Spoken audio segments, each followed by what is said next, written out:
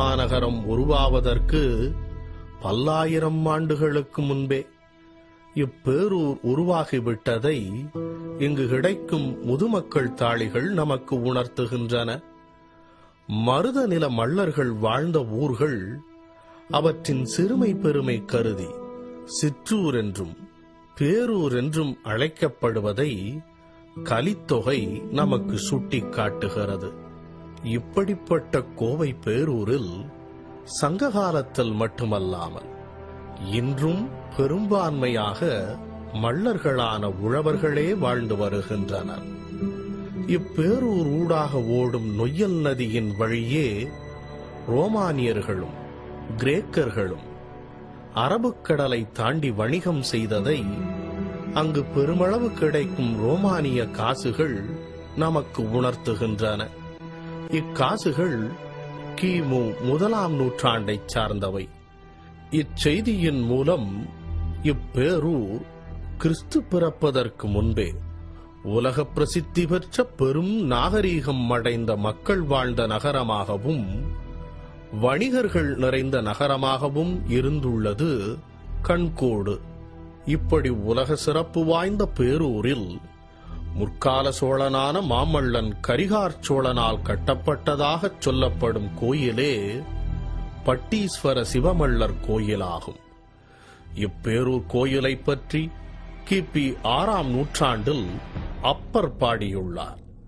கிபி 9ஆம் நூற்றாண்டைச் சேர்ந்தவரும் தேவாரம் பாடியவருமான சுந்தரர் பேரூர் பட்டீஸ்வர பெருமானை தரிசிக்க வேண்டி வந்தபோது பட்டி சிவனும் பார்வதியும் இன்ன பிற கடவுளர்கள் அனைவரும் வயலில் நாற்று நட்டு கொண்டிருந்த காட்சி கண்டதாக பேரூர் புராணம் கூறுகிறது.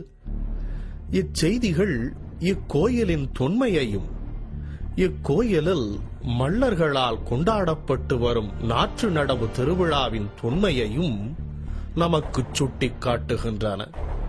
சங்ககால நூல்களான பதிற்றுப்பத்தும் ஐங்குறுநூறும் மருத நிலத்தார் பேரூர்களில் கொண்டாடிய விழாவாகவே இந்திர விழாவை குறிப்பிடுகின்றன.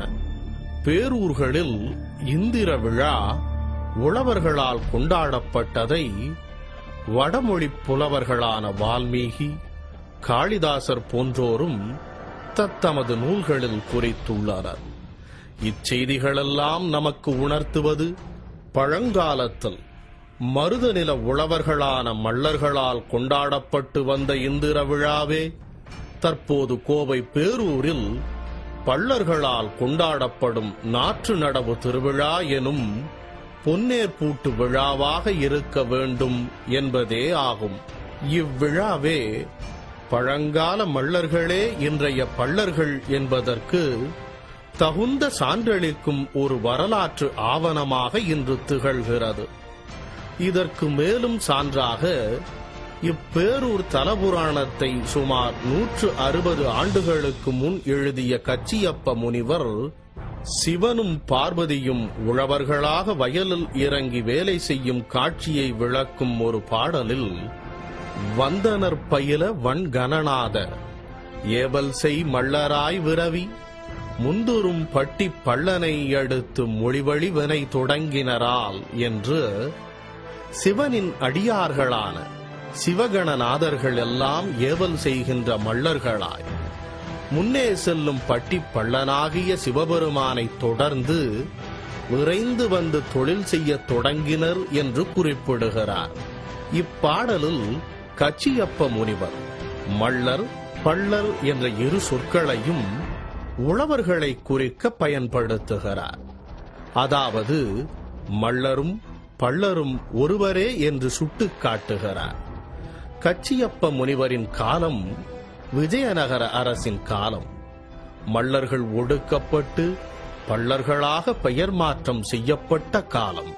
அப்படி மல்லர்கள் கடுமையாக ஒடுக்கப்பட்டு அடிமையாக்கப்பட்ட காலத்தில் தோன்றிய கச்சியப்ப முனிவர் மல்லர்கள்தான் பள்ளர்கள் என்று எழுதியது எத்தனை எதிர்ப்புகள் வந்தாலும் மல்லர்கள் வரலாற்றை யாராலும் முற்றிலும் வீழ்த்தவோ அல்லது அழிக்கவோ முடியாது என்பதை காலம் இவ்வுலகிற்கு காட்டும் செய்தியாகவே நாம் பார்க்க வேண்டும்.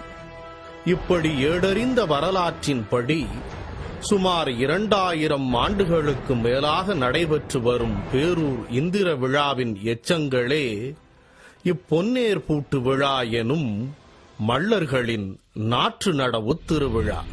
இன்றைக்கும் மள்ளர்கள் பெரும்பான்மையாக வாழும் தமிழகத்தின் எந்த ஊர் நகரங்களை எடுத்துக் கொண்டாலும் அங்கெல்லாம் இன்றும் தங்கள் குல முன்னோனான வேந்தன் இந்திரனுக்கு விழா எடுத்து சிறப்பிப்பதை இந்திரனின் வம்சாவளியினரான மள்ளர் எனும் தேவேந்திரகுல வேளாளர்கள் தங்களது அரச கடமையாக செய்து வருகின்றனர் என்பதற்கு இப்பேரூர் விழாவே சான்று.